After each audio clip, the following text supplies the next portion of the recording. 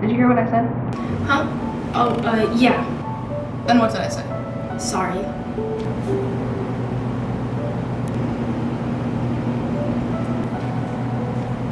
You know it's okay to want that. It's not that. You know, I heard some people write love letters to them. You don't have to send it.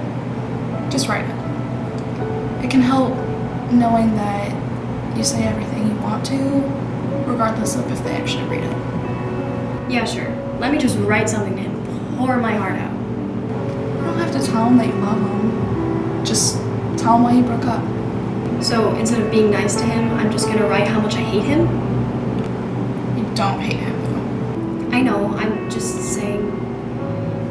Why would I write anything to him anyways? You don't actually have to send it.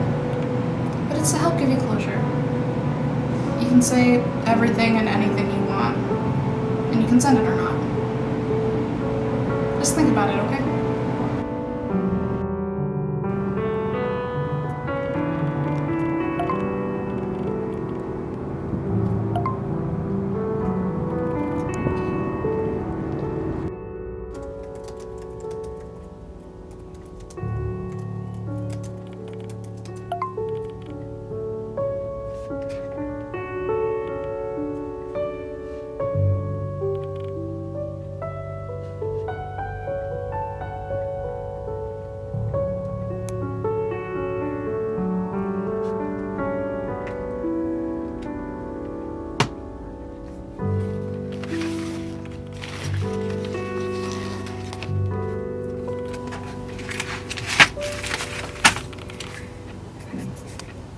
I want you to know that the breakup was just as hard for me as it was for you.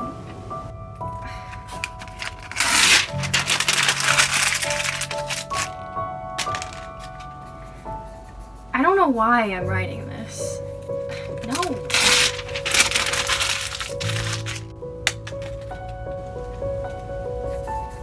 You have to know.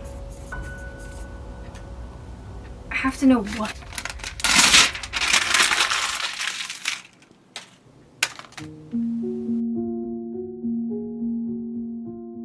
Dear SB, I'm not sure if this will reach you or if you'll even listen, but I need to say this. No matter where life has taken us, one thing remains the same. I will always care about you. The love we shared may have changed, but its impact will stay with me forever. You're my first love, and that will always mean something to me.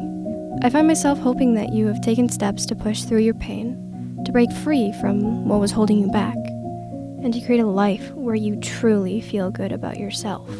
Wherever you are, I hope you're doing well. I often wonder where you are now, if you went to college or pursued something that truly makes you happy. I hope you didn't stay in the same place forever, that you took control of your life and created something fulfilling for yourself. I wonder if you've stayed in touch with your best friend. I know how much he meant to you. Sometimes I see the pictures he posts and find myself searching for you. Not because I have an overwhelming need to see you, but because I genuinely hope you're out there, living life. I hope you took a chance on yourself, whether that meant going to college or simply breaking away from the life that weighed so heavily on you. I want so much more for you, and I hope you found it. I remember so much about you. I still remember your birthday. When it came, I found myself walking back to my dorm, and it suddenly hit me what day it was. So, under my breath, I wished you a happy birthday. You have always and always will be special to me, and I will never forget you. Memories of us still cross my mind. I remember our first date so vividly, the way we were both so nervous, unsure of what to say or how to act, but somehow it still felt right. When you first picked me up, you then walked me to the side of the car door and opened the door for me. You then took me to the mall. You snatched something out of my hand so I couldn't buy it myself. In that moment, I knew what kind of man you are. Sweet, caring, gentleman, and the kind of guy who knew the little things mattered. When I got home, I couldn't stop smiling. I couldn't wait to tell my friends what you did and how nice and gentlemanly you were.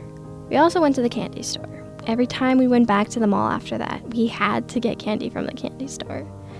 You showed me your love for weird gummy candy and bought that giant rat gummy that was so hard to chew. And then there was that Twix coffee drink. They didn't have it the last few times we went, and I remember being so sad about that. After we broke up, I found it at Target. At first, seeing it made me sad, but now I buy it to remember the times when we were happy.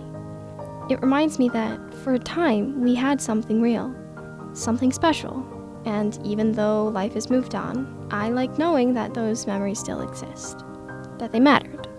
Our second date was just as special as the first. We went to Zap Zone this time, and you still wouldn't let me pay for the tickets. We played mini golf, and you insisted on keeping score so you could change my horrible numbers just so I wouldn't lose. When we finally sat down to eat, you sat across from me. Then you eventually slid into the seat right next to me. I still remember the way you asked me to prom, how much thought and effort you put into making it special. You had your friends wear shirts that asked me to prom, made a sign, and even got me a Squishmallow that matched my passion for film. It was such a small detail, but it meant everything to me because it showed how well you knew me, how much you cared. You were always thoughtful in a way that made my heart feel full, in a way that made me feel so incredibly lucky to have you. There were so many little moments like that, like when we tried that awful maple bacon soda, convinced it might get better if we kept drinking it. It never did.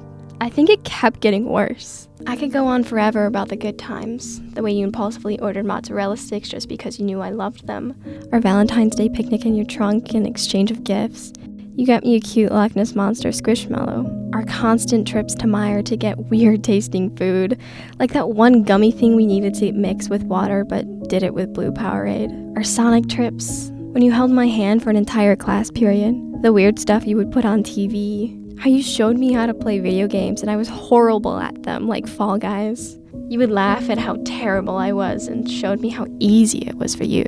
Looking back, I realized it wasn't just the big gestures that made me love you. It was all the little things. Those were the things that stay with me. Those are the things I'll never forget. But with all the good, there were also struggles. We ended up in your room a lot.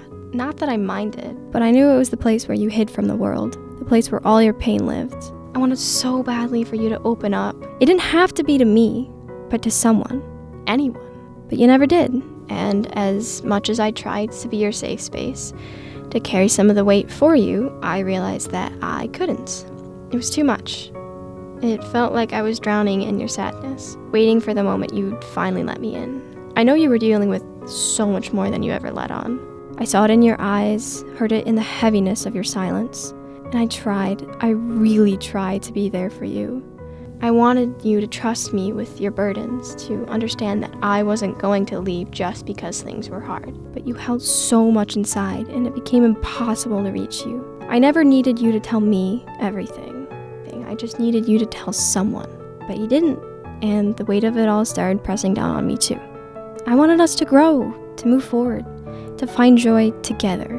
But instead, everything became stagnant. I felt helpless, caught between loving you and losing myself. I wanted to take your pain away, to give you even the smallest bit of peace. But I couldn't do it alone. And the more I tried, the more I realized I shouldn't have to. I never planned to break up with you that day.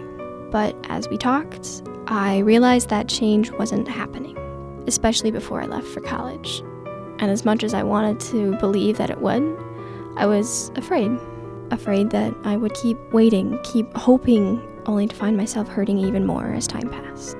You said you would try, and maybe you would have. Maybe if I had stayed, things would have been different. But I was scared that it wouldn't be enough, scared that by the time I had to leave for college, I would have lost myself completely in the effort to holding us together.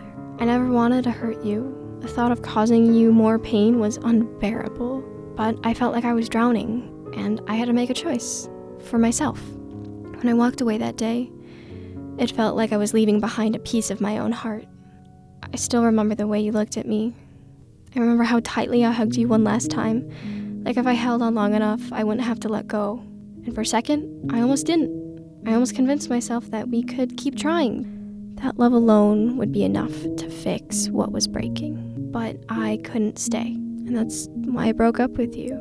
Not because I stopped caring, not because I stopped loving you, but because I knew that if I stayed, I would be pulled under with you, and I couldn't do that to myself. It was the hardest thing I've ever had to do. For weeks after, all I could think about was your touch.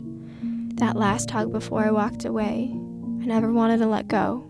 I cried into the Squishmallows you gave me because they were all I had left of you.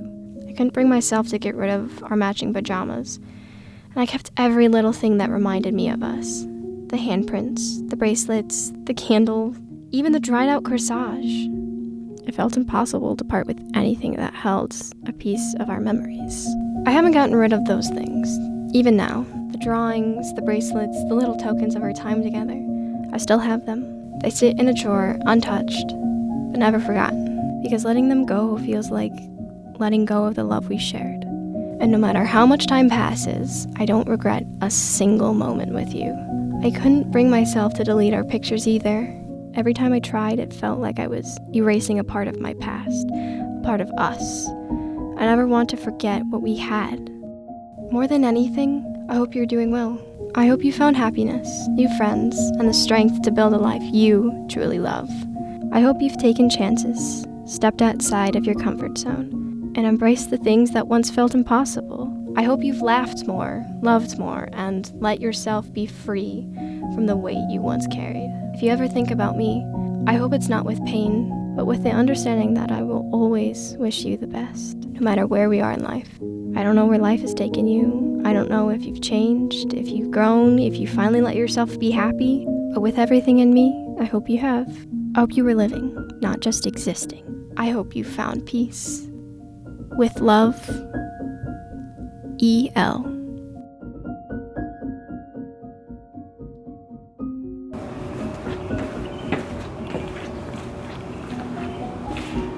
You ready to do this?